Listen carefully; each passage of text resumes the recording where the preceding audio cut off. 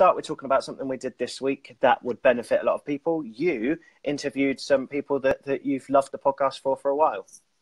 Yeah, Hal and Russell, who put together a show called The Adventures of Brian Hovis, which I highly recommend you checking out if you've not come across it yet. It's a very, very well and highly produced bit of comedy. There's about 8 episodes of it. It's brilliant.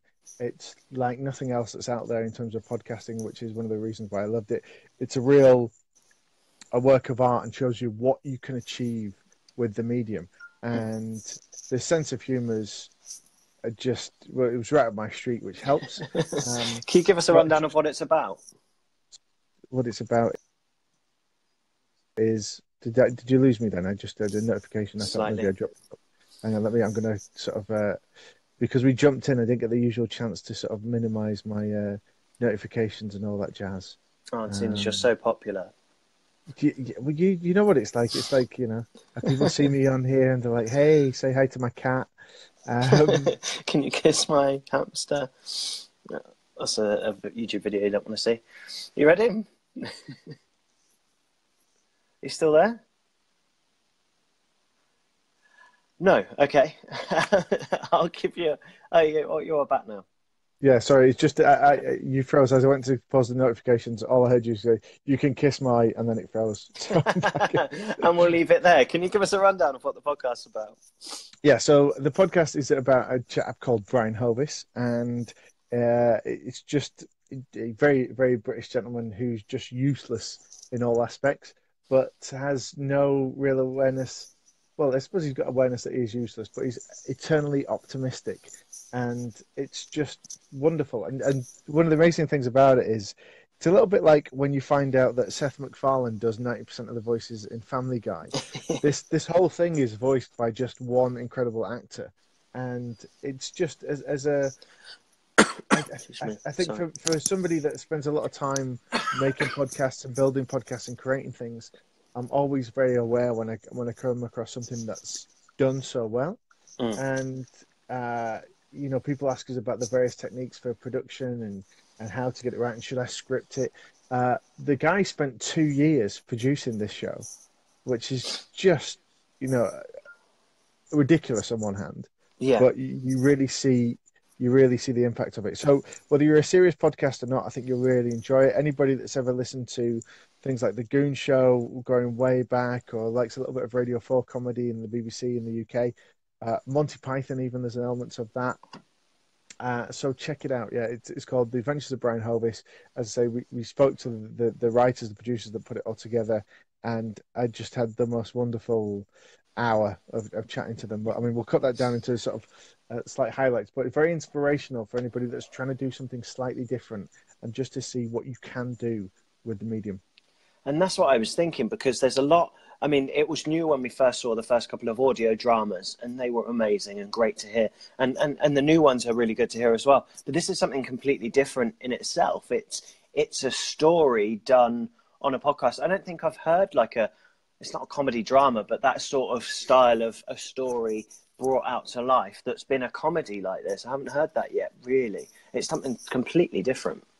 Yeah, and I think that the ones that we have heard, like the Walk and the Message and Life After, 3 that we referred to, and I think still for me, my favourite from those is the Message. They're all created by Panoply, and they've got massive resources and production. But what's wonderful about this is it's just literally made by 2 guys and their mate who did some voices, and it reminds me very much of Peter Jackson, who obviously very famous director now, most famous for the Lord of the Rings and the Hobbit trilogies.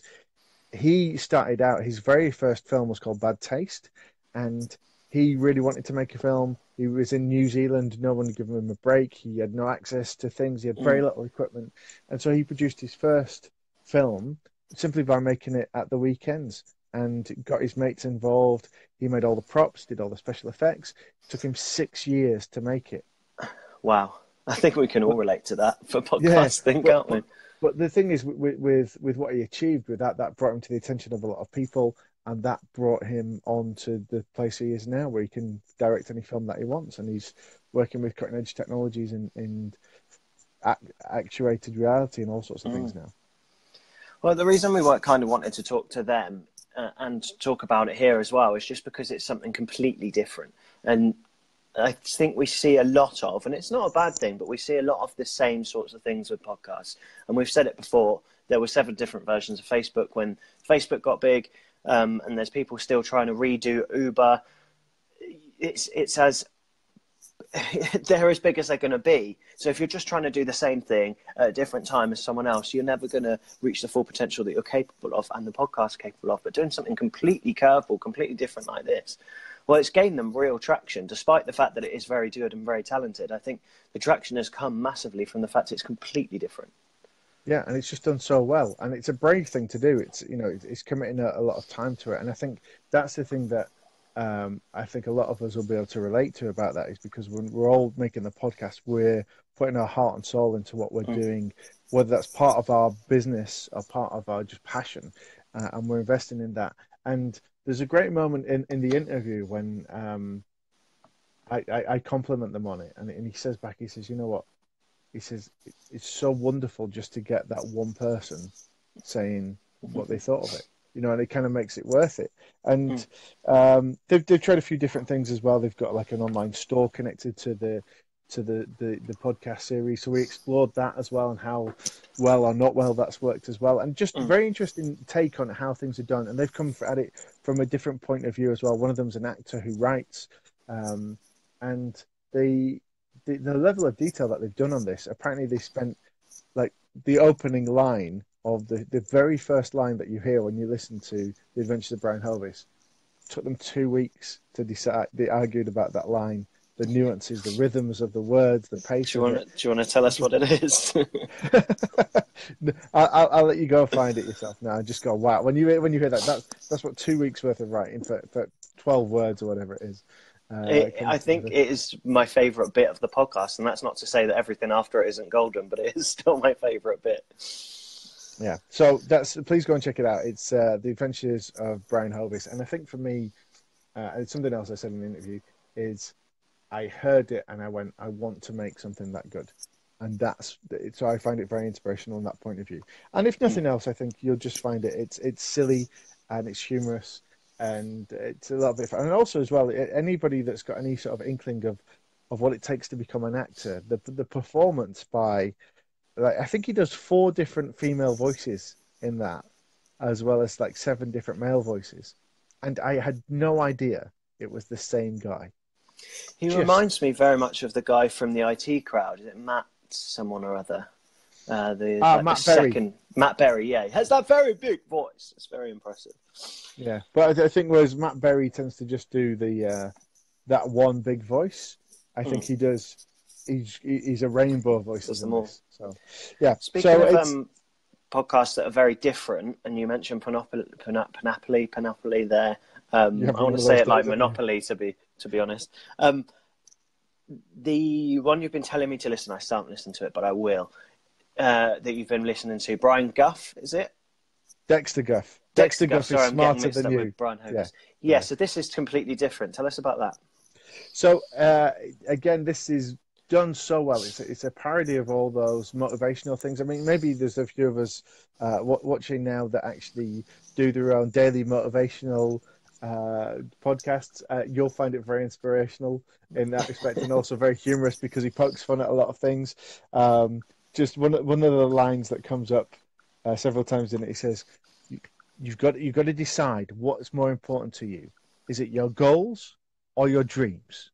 And he just does it completely deadpan. And you're like, but that's the same thing. And then, like, whenever he gives like his thought for the day, he does it in his thought palace. And it's almost done like anybody who enjoys Alan Partridge, the BBC character, will love this. Anybody who's ever listened to Anthony Robbins or Gary Vaynerchuk or any of those people that have motivated them to do stuff, you will find humor in this and in what they do. It really sort of has a lot of fun. And what happens over the series, there's only about 8 episodes. The character kind of starts off like the king of the world almost, or at least in his head he is. And his universe begins to crumble as it goes through, and his character crumbles, and he falls out with his producer, ends up having to do the show on his own, and I think some of us can relate to that as well. And then what's brilliant is the very last episode of it is a parody of Missing Richard Simmons and also Serial in many ways. It's so well done. It's just, and again, those have been my two favorite things that I've listened to recently, and they're very light-hearted. And so if anybody's having a bit of a down day or as a journey over the weekend, I'd recommend those. So Dexter Guff is Smarter Than You and The Adventures of Brian Hovis. I think with Dexter Guff, again, it's just the complete opposite of a lot of things are doing. There are a lot of podcasts out there telling you, helping you with your goals and being an influencer and those sorts of things. And they've obviously looked at it and gone, we can probably take the piss out of that, and done the complete opposite, if you like, of it almost. And so it's just have a different look on the way and take inspiration from these. I mean, we used to write reviews of podcasts. Maybe we should go back to doing it, or do at least a little bit on here, because it really... listening to that many podcasts and different podcasts gave us real inspiration for some of the stuff we've done or what we want to do and stuff we've started writing. So it's a couple of quick shout outs.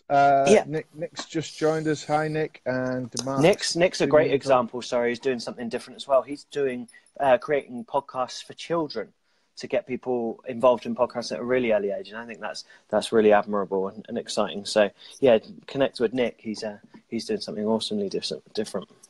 Yeah, and Ian, Kat, and Robert are all watching as well. So hi, thanks. Hi to Mark as well, who helps me out when you're away.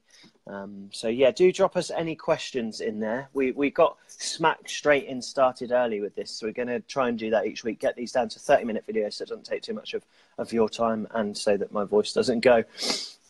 But we're going to just go straight bang in. News this week is something that we did with something that's also appeared in the news as well. Yeah, so for the first time, I mean, sometimes we just forget to follow our own advice. And on our hosting platform, we were able to push podcasts to iHeartMedia. For some reason, we never did it. It's a big American platform. It's really difficult to listen to over here because you can't get it in the UK. But we didn't distribute to there for some reason. We did it this week. We got the email from them this morning saying, yeah, you're on the iHeartMedia podcast app or radio app or whatever it's called. But then also we saw in the news yesterday that they are this far away from bankruptcy. Yeah, I mean, well, actually, this has been running since last weekend. They thought it might have been rolled up last weekend as a package to come and rescue them. Had failed. There wasn't enough money to take care of the debt, and this is quite a worrying thing. I think not just for anybody connected with the company that works there, and I think in this day and age we all know, if we've not experienced it ourselves, we all know people that have been through companies going under and redundancies and that kind of thing. But I think in terms of like what does this say for the industry? Is this a worrying? Is this something we should be worried about as people that are making podcasts, that are making content, that are putting things out there, that one of the big platforms has gone? And we've already heard lots of rumours over the last 12 months about SoundCloud, and they've done a lot of restructuring, and they've cut some of their staff and got some more funding. But there's still a lot of people that are nervous about that platform. And I think it reiterates a point that we've been talking about for ages, and it's something that when new platforms come along, we're always a little bit dubious of just what might happen in 6 months, a year. And it's just to have a backup plan for these things. So especially with SoundCloud hosting your RSS feed or anything hosting your RSS feed, make sure you've got a backup plan or at least a get out. So make sure that before you even consider your podcast hosting company, find out if they have an out plan for you, if they will actually let you move and get a 301 redirect in places, which I won't get into the technicality of, or they'll let you move to another one if everything goes to shit, if it all goes wrong. Because if iHeartMedia, which is essentially one of the biggest listening radio and podcast platforms in the whole of the US, can't quite make it work, then any of these, especially new podcasting platforms, might not as well. So, I mean, it could also be taken to be an impact on or a reflection of the radio industry in America at the moment, because it's a platform primarily for listening to that, and then podcasts are brought in that. It could be seen if you're being very negative about a reflection on podcasting, or that's only part of it. Mm. We just don't know at this time. So it's again, it just shows that there's a lot of businesses that build around the media that need to make money, and not everybody is able to do that at this moment for whatever reason. Mark's made a really good point, and I think this helps reiterate our point. Is it doesn't have any relation to the industry. Both iHeart and SoundCloud were based on free, which is just never going to last. They have a paid plan, but their whole ethos and how they attracted customers was offering it for free. And we see a lot of that in podcast hosting. A lot of the new ones, like Anchor, is offering a bit for free. And it's not a reflection on Anchor at all, but I don't think that that's a model that can work. There's a lot of data and back end stuff that needs to happen to be able to hold all this audio. And so it just goes to prove that maybe you should invest a little bit when you are getting a podcast host. I think it comes down to somebody pays for it at some point somewhere along the line. Yeah. And you might pay for that in a different kind of service or reliability. We don't know. Hashtag of course, Brexit. There's no guarantee that any of the services that people are using there will be there forever. Obviously, we hope, and we hope we have things in place. But maybe that's worth us doing something in another edition, or maybe edition of the podcast, about like how to long term and going to the 301 direct, that kind of thing. Also, just to talk about this week as well, Monday at lunchtime, that was the deadline for entries for this year's British Podcast Awards. We were going to talk about that in last week's episode, but the weather beat us, as did illness. This is the second year of that running. The thing to know about that, even if you've put in an award and you're not nominated, or if you didn't put in an award, come along anyway. Last year it was incredible. It was so much fun. And the thing is, it wasn't one of those kind of back patty award ceremonies. It was go in, meet loads of people, loads of even the big podcasters in the country, have a load of drinks. And then we all went into the awards room, and they sort of did it quite quickly. So it was over in sort of between 30 and 45 minutes. It was like, let's do the awards. Let's have some fun doing it quickly. And then we can all go back to doing what we want to do and having a drink and chatting. So it was a really great event. So I would say grab a ticket and come along, and we'll be there as well.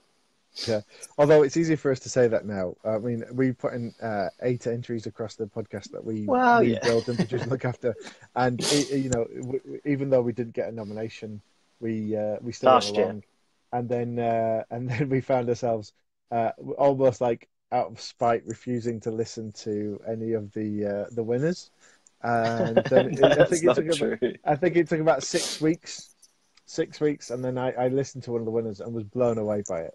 But then it's taken you 6 years to even consider that Breaking Bad is a real thing, so I don't think that's a fair reflection. But yeah, so the actual, the ego suffered a little bit, but when we listened to the stuff that came out of them, the stuff that won and picked up awards, we were very impressed with it. And what's nice about it is there's a lot of awards out there. We've looked at a lot of them, we've entered a lot of them. There's some out there which I won't mention by name because I don't want to endorse them in any way.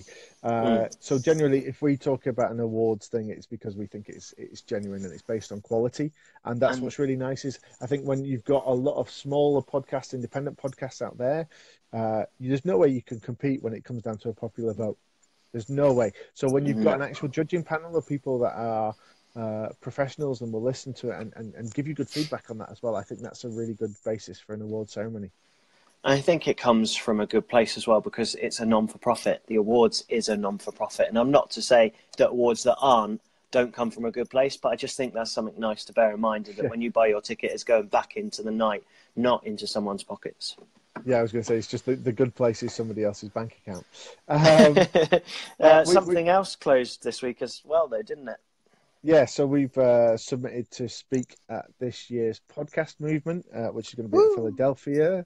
I know Robert's joining us from Philly at the minute. So hopefully we'll be making it. Well, I mean, we're going to be there anyway, but we've put into making an appearance. And if obviously anyone's these watching features. from Podcast Movement, one, hire us, and two, we're sorry that we put in 9 applications for speaking. Sorry about that. We sort of 10 extra workload, but there we go. Well, there we go. We just sort of you do what you can to get in. So we'll see. So we took a carpet bombing approach to the awards. So we'll see what happens there.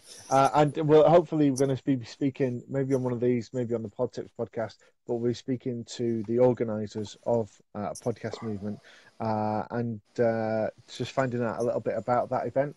And also, I mean, it was the event I went to in August last year in Anaheim. It was very expensive for us to get there, which is why I went and you didn't. And but I got so much value from that. Just the I came back so inspired, and I think in terms of us and what we do, it's rubbed off on you. You weren't even there. Yeah, I think we both agree there's been a real increase in momentum with the business. And there's something to be said just for experiencing, and I only experienced it through you sending me videos of WhatsApp at 2 a.m. But it's something to be said for just experiencing the scale of podcasting out there. And I'm talking for British podcasters or places that podcasting isn't as huge. But you sent me pictures of was it like Pat Flynn or Johnny Dumas on the billboards on top of taxis?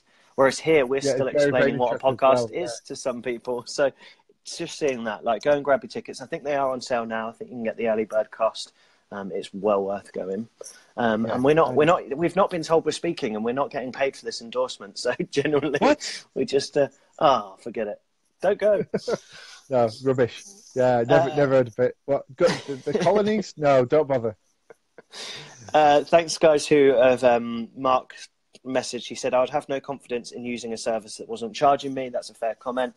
Because you're going to get. And someone else, someone said, sorry, I can't find it now. I think it was Robert who said that they were both actually music-based services first, especially SoundCloud. So it's something to be said for going to a platform that's built for you. Yeah. I mean, the thing is, what you will find with some of those platforms is that the interface is really good because they've been used, tried and tested for a long time. They've had a lot of people involved. Whereas what you do find sometimes is I'm not the most technically gifted guy, and so some of the podcatcher services that are out there, the really good, even the really good ones, are a little bit like trying to do the back end of a website, and I'm a little bit like, ooh. Whereas something like SoundCloud is so easy to interface with it. So obviously there's things that can be learned and over time that will come, but I guess that's a consideration for people as well. Should we do a few questions? Yeah, just quickly, if you have any questions whilst you're watching this, please do post them as a comment. We'll get to them in just a second.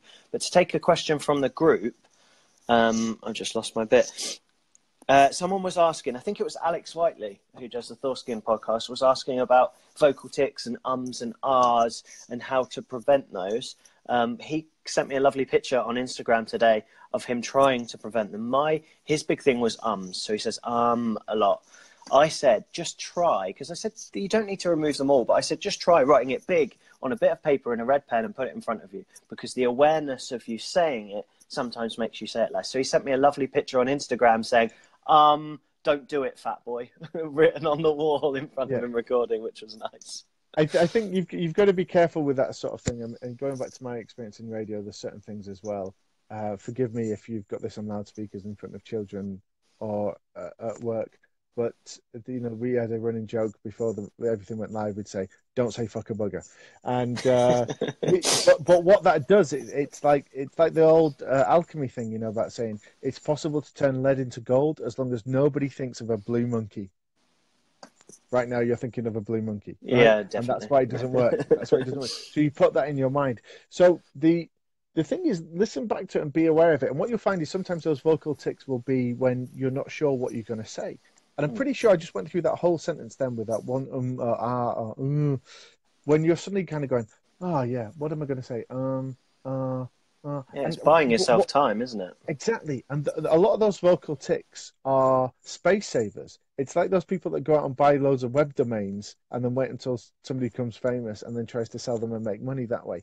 You're holding the conversation. You're just kind of going, talk to me, listen to me, and you're buying yourself time, you're filling it. You don't need to do that but just be aware of it. And sometimes it's part of the rhythm, sometimes it's part of the flow, sometimes it's part of the way that you speak. If you think that there's a real issue with it, I really recommend going and seeing a speech therapist, because they can really help, because there might be particular instances where you do that. It might bring back partly a little bit of a stutter, a big pause. It might be that you're just feeling very tense in certain circumstances, which if it's when there's a microphone in front of you, you know, that could be a real problem with doing your podcast. Ian's just said it's taken him two years to stop saying I hope you were saying other words in between.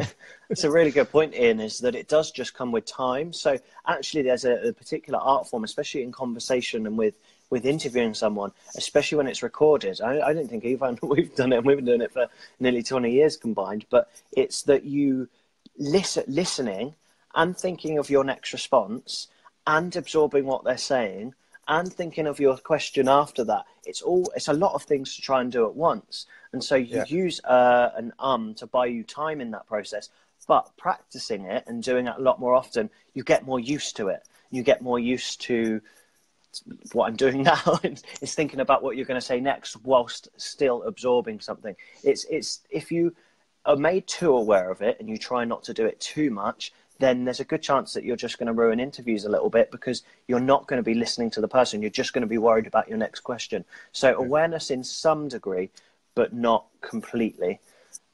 Trying to cut it out. I think something that would possibly help is something that's used a lot in radio in the UK is this idea of one thought, one link, and the link being the bit when you talk in between songs or in between the news or whatever. And so that's just to be focused on what you're doing. And I think in terms of an interview, if you just focus on what the person's saying, don't worry about what buttons you've got to press, don't worry about what you're going to say next, don't worry about what we're going to, just focus on what they're saying. Listen to them, and when they naturally finish, you know, that's when you maybe suddenly panic and have an error. But if you're really focused on what they're saying, naturally you're going to have another question about it. You're going to pick up on it. Yeah, I completely agree. So Ian says everybody tends to do it in Liverpool. Yeah, I mean, I'm from Manchester. There's a lot of that comes with it, and it's part of who you are. It's part of our tribalism, I suppose. It's part of your identification, and I think it's quite nice that you have aspects of your personality and your speech that other people could actually pick up on and do impersonations of you. So I've just done one there. It's not really a problem. I'm comfortable with doing it. I think just one way to deal with it is listen back to yourself. It's very difficult when you're not used to it. Listen back to yourself and become comfortable with it, almost to the point where you get bored, of listening to yourself. And the more you do it, the more you'll recognize the differences that happen. You kind of go, so I was smiling then, and I really like how my voice sounded when I was smiling. I was standing up then. I really like how my voice sounds when I was standing up. You might find it completely different. Depending on what you're doing, you might think my voice sounds best when I'm lying down and sleeping. But you just got to experiment and find out what it is. Nick says he would never want to completely take that out of someone's speech. However, as it becomes a natural part of your speech and it can make you sound more human, that's absolutely right. You don't want to sound fake. You don't want to sound like a radio presenter. And that's why I have a bit of a problem sometimes with a lot of people who have had some sort of speech training. You get it a lot in politicians. So when they come to present, they are taught to use a different word rather than So they may say the sounds like that, and so they'll use other words which sounds more like a flowing conversation, but actually when you come to edit that, it makes it a lot more difficult if you do want to edit out that sound. So if you take out the sound, taking the out doesn't lose the context, but if you take out the sound of and you cut out it's just sound of, and it just sounds blunt, it doesn't make sense in context often. So I would avoid that technique if anyone tries to teach you that. I think we could have a wonderful conversation right now just using vocal tics and no words. Oh. Oh, no. Bastard! Oh, no, it's not a vocal tic. It's just something I say to you, sorry. That's a word. Yeah. Okay. Right, Robert Lewis says, hi, guys, but he says, right is quite a good one. Yeah, right. Like a lot of people say, it's like which is a nightmare. Literally. Literally, is it, oh, what, have you written that down, have you? Is that literally? Literally say it all the time. Literally say it all the time. But yeah, it does make you a person. It makes you a person. It's your regional accent. And so don't be, like Robert says, being yourself is key, especially with podcasting. So don't try and change your voice. Just be you, be natural. Yeah. And I think part of that comes from being, it's not just, I think being yourself is something that, on one hand, is really obvious, but it's also half the story. It's not just about being yourself; it's being comfortable with who you are. Just be comfortable with that. No, but it's true, because the thing is, you could be yourself. Are you being Dexter Guff now? Join me in my thought palace. Be yourself. Well, the thing is, I remember having this once with a boss at a radio station who said, "I love what you're doing. It's great. I want you to just be yourself, but better." It's like, what does that even mean? I would have. My response would have been, "Thanks, dickhead." That's like, be you, but a better version of you. Is that someone trying to inspire you, or is that just insulting you? Saying you don't. No, seriously. My ex-fiance's parents said that to me, and that was the beginning of the end. So, as I say, yeah. Well, I tell you what, though, we have kind of come to the end. I'm going to cut us off. If anyone's got a question, now is the time, because we have reached half an hour, and that was kind of what we wanted to try and do. Alex said, "Did I see the PM I sent you earlier this week, sir?" I may have done. Sorry, it's been super busy. I'll answer that privately. Robert says, listening from Iowa. Amazing. Hi, Alex. Yeah, I think that's kind of it. So that's our 30 minutes up. We are going to try and make these shorter. We're going to go straight in with some content at the beginning. We're not going to have my little yellow sticky note saying starting soon. We're going to start at 1, hopefully be done by 12:30. So if you missed anything at the beginning, you can watch it on the replay on here, and we do put it up on our YouTube channel as well. This week's PodTips episode is out as a podcast. We focus on noises, the kind of how to reduce background noise when you're recording your podcast. So that's available now. There's a new episode out on Tuesday, which is going to be about... Oh my goodness, we've just recorded it and I can't remember. It's that good, honestly. Oh, wow. About YouTube. Funnily enough, it's about YouTube and podcasts on YouTube. So if you're thinking about that or you do that, check out that episode on Tuesday. Okay, so we just have to go for the freeze frame, really? Yep, freeze frame of... What's the theme of the freeze frame? Random. Random again, okay. 3, 2, 1. See you later, everyone.